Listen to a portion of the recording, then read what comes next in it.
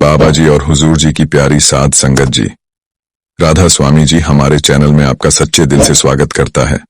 आपकी आत्मा को शांति और प्रकाश मिले। अगर हमने सुमिरन को आदत बना ली है तो क्या आपने कभी यह विचार किया है कि जब शरीर विश्राम की अवस्था में होता है तो मन भटकता है और कहाँ डोलती है संगत जी। इस वीडियो को आज तक अंत तक जरूर देखें। जो कि सामान्य नाम जपने को ही साधना समझते हैं तो कृपया पहले सब्सक्राइब करें। संगत जी का नाम कोई साधारण शब्द नहीं है, यह परमात्मा की चेतन शक्ति का स्वरूप है। यह अलौकिक ध्वनि है जो सृष्टि की शुरुआत से शुरू हुई है और आज भी देवताओं को उनका मूल स्रोत अनंत शक्ति की ओर बुलाया जा रहा है। यह है युगों युगों से आर्षि मुनि की तपस्या के लिए यही नाम मिलता है। आप भी इसी नाम से बहुत भाग्यशाली हैं। मन इस आदर और इसके नामांकित व्यक्ति को समझ पा रहे हैं। जब हम कहते हैं कि मैं लघुता नाम जपता हूं, तो क्या वह वास्तव में एक आध्यात्मिक अभ्यास है? यह सिर्फ एक अभ्यास है जो धीरे धीरे हमें गहराई से जोड़ता है। नाम के बजाय एक लक्षण बना रहा है जिसमें संगत जी ध्यान अभ्यास वह होता है जिसमें पूरा मन होता है और भावना एकाग्र होती है। पर जब हम लेटे हैं तो शरीर बना हुआ है, भारी है, मन आधा इधर उधर है, तो वह सुमिरन का नाम है या बस हिल। मन रात के तीसरे पहर उठो, बैठो और अभ्यास करो। यह कोई सामान्य सलाह नहीं बल्कि रूह को उसके घर तक पहुंचाने की सबसे सीधी राह है। क्यों कहते हैं वह ऐसा? क्योंकि उस समय ब्रह्मांड की ऊर्जा गहन शांति में होती है, माया की हलचल सबसे धीमी होती है और मन की अशांत तरंगे ठहर सी जाती हैं। वह घड़ी ऐसी होती है जब आत्मा अपने मूल स्वरूप से जुड़ सकती है, जब सहज भाव से भीतर उतरने की राह खुलती है और जब मालिक की धुन सबसे साफ सुनाई देती है। पर सोचिए संगत जी, अगर उस अमूल्य समय में भी हम बिस्तर में पड़े रहे, आंखें बंद कर बस सोने जागने के बीच लटके रहे, तो क्या हम सचमुच उस रूहानी राह पर चल पा रहे हैं? संतों ने कितनी सुंदर बात कही, माया की जलन और मन की तरंगों को रोकना ही तो अभ्यास है। तभी भीतर कमल खिलता है, तभी घट के भीतर रोशनी होती है। अब प्रश्न यह है, क्या हम लेटे हुए उस ध्यान को आंखों के पीछे एकत्रित कर सकते हैं? क्या हम सहज दल कमल पर चढ़ सकते हैं जहां से आत्मा ऊपर की ओर चढ़ती है? नहीं संगत जी, यह राह आलस्य नहीं बल्कि पूर्ण समर्पण और निरंतर मेहनत मांगती है। यह वह राह है जहां शरीर तो बैठा होता है पर मन मालिक के चरणों में झुका होता है, जहां हर पल की सजगता, हर क्षण की जागरूकता ही रूहानी सफर का ईंधन बनती है। संगत जी, एक सवाल आत्मा से पूछिए, क्या मैं अभ्यास कर रहा हूं या सिर्फ अपने आलस्य को भक्ति का नाम दे रहा हूं? आज के समय में लिटिलिटी सुमिरन करना एक आम आदत बनती जा रही है। आजकल के भाग दौड़ भरे जीवन में कुछ ऐसी परिस्थितियां आ ही जाती हैं जैसे थकान, तनाव, समय की कमी, जो हमें सच्चे अभ्यास से दूर कर देती हैं। काफी सत्संगी आजकल ऐसी ही बातें करते हैं कि दिन भर की दौड़भाग के बाद शरीर थका होता है और मन चाहता है बस कुछ पल आराम के। ऐसे में बिस्तर पर लेटकर नाम लेना सबसे सरल लगता है। बिना कोई विशेष प्रयत्न किए सहजता से मैं सुमिरन कर रहा हूं, यह सोच आत्मा को संतोष देने लगती है। धीरे धीरे यह एक ऐसी आदत बन जाती है जिसमें नाम चलता रहता है पर आत्मा सो जाती है। फिर ना तो सूरज जागती है, ना ही प्रभु की धुन सुनाई देती है। पर संगत जी, क्या प्रभु की प्राप्ति केवल सुविधा से हो सकती है?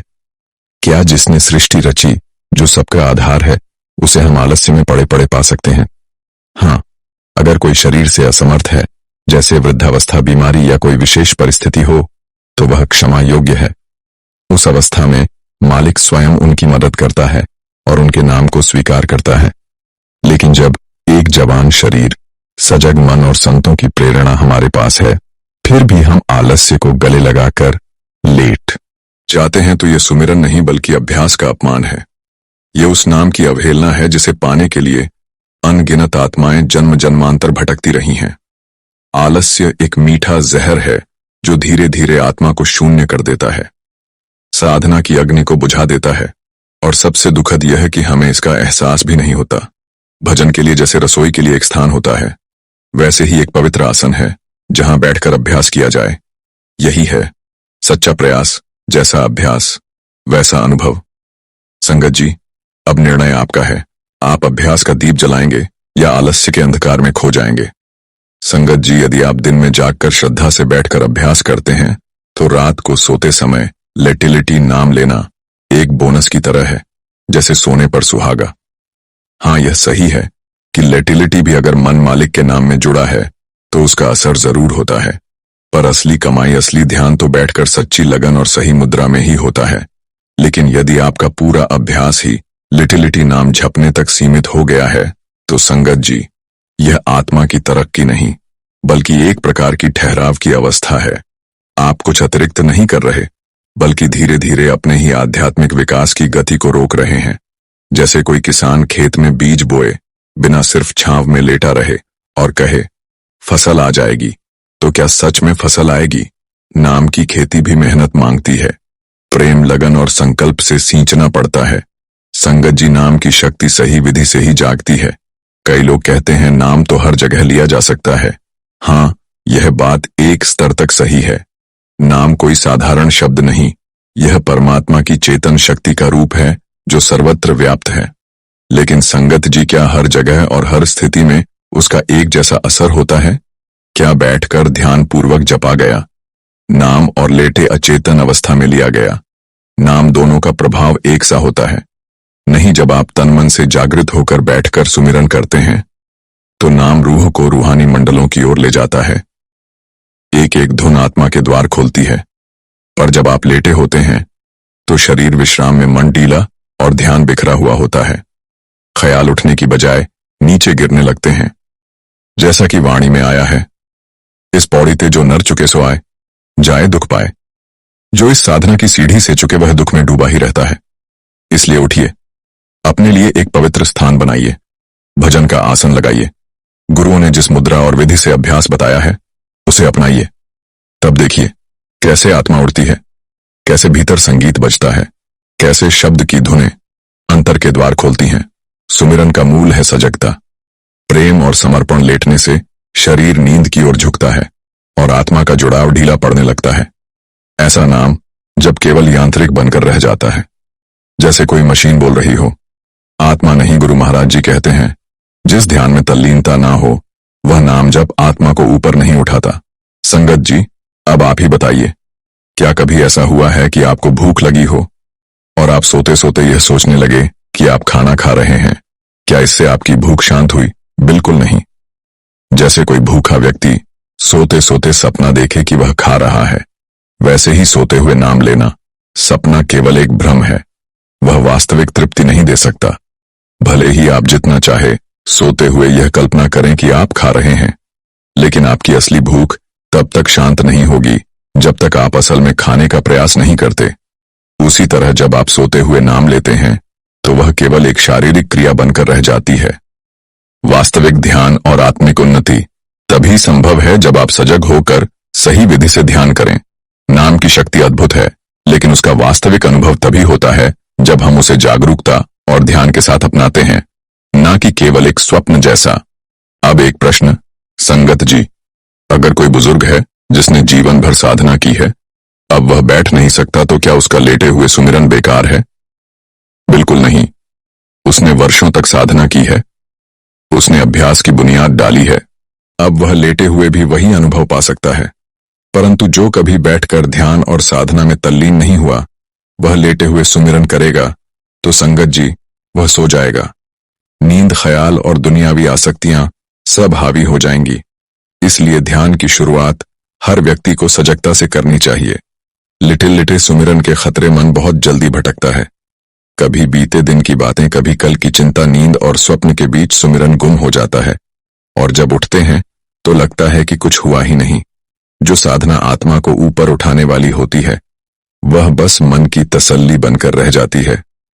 अंत में यही लगता है, इतना नाम लिया फिर भी कुछ अनुभव नहीं हुआ।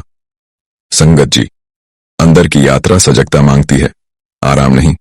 जो मनुष्य अपने जीवन को आत्मिक यात्रा मानकर सजगता से चलता है वही प्रभु के दर्शन की ओर बढ़ता है।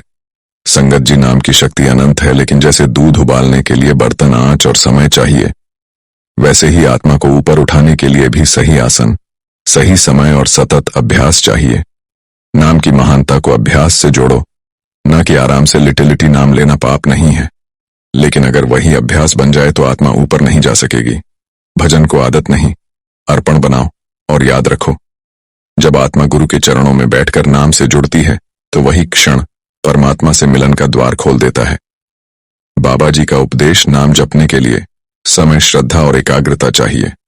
शरीर बैठा हो, मन टिके हो, तभी आत्मा ऊपर उठती है। बैठे हुए ध्यान का अलग ही बल है। शरीर स्थिर, मन एकाग्र और आत्मा सजग लेटने से विनम्रता नहीं आती, पर बैठने से समर्पण का भाव आता है। जैसे दरबार में खड़े होकर अर्जी दी जाती है, वैसे ही सद्गुरु के सामने बैठकर नाम जपना एक अर्जी है, आत्मा की मुक्ति की संगत जी। अगर हम यह चाहते हैं कि हमारा अभ्यास सच्चे प्रेम और समर्पण से भरपूर हो, तो हमें हमेशा ध्यान रखना होगा कि शरीर को स्थिरता चाहिए, मन को एकाग्रता चाहिए और आत्मा को प्रेम से भरा हुआ एक मार्गदर्शन चाहिए। क्या आप तैयार हैं इस मार्ग पर चलने के लिए? संगत जी, अगर बहुत थके हों, पहले कुछ मिनट विश्राम करें, फिर कम से कम 10 से 15 मिनट बैठकर ध्यान करें। धीरे धीरे शरीर की आदत बदले। अमृत वेला में उठकर बैठे शुरुआत में भले ही मन भागे, लेकिन प्रतिदिन बैठने से उसका अभ्यास होगा। एक कोना बनाए घर में जहां सिर्फ ध्यान हो, बैठकर नाम लिया जाए। एक क्षण का बैठकर किया गया सच्चा सुमिरन घंटों के लेटे हुए नाम से ऊंचा है। संगत जी, जब हम बैठकर नाम लेते हैं तो वह हमारी आत्मा के साथ एक गहरी एकता की शुरुआत होती है। यह अभ्यास न केवल हमारी आत्मा को ऊपर उठाता है, बल्कि हमें हर दिन सच्चे समर्पण और श्रद्धा के साथ प्रभु के चरणों में और करीब लाता है। संगत जी, मालिक तो हर पल कृपा बरसाने को तैयार है, लेकिन क्या हम जागकर उसे ग्रहण करने को तैयार हैं? सोते हुए लिया गया नाम सिर्फ अधूरा प्रयास है। बैठकर नाम लो, सजग हो जाओ, तभी भीतर की झलक, शब्द की धुन और आत्मा की उड़ान संभव है। कहावत है, जागे को है जगत, सोवे को स्वप्न। अगर आप जागते हैं तभी सत्य से जुड़ सकते हैं। संगत जी, अगर इस वीडियो ने आपके हृदय को छुआ हो तो इसे उन साधकों तक जरूर पहुंचाएं जो आज भी सिर्फ लेटे नाम जप रहे हैं। वीडियो को लाइक करें और चैनल को सब्सक्राइब करें। संगत जी, आज से ही एक संकल्प लें, मैं बैठकर प्रेम से, पूर्ण सजगता से नाम जपूंगा। नाम कोई शब्द नहीं, वह भगवान की छड़ी है। सीढ़ी पर चढ़ना हो तो लेते नहीं, उठो और चलो। संत जी, अब हम मिलते हैं अगले वीडियो में, जहां हम और भी गहरे आध्यात्मिक विषयों पर चर्चा करेंगे। राधा स्वामी जी।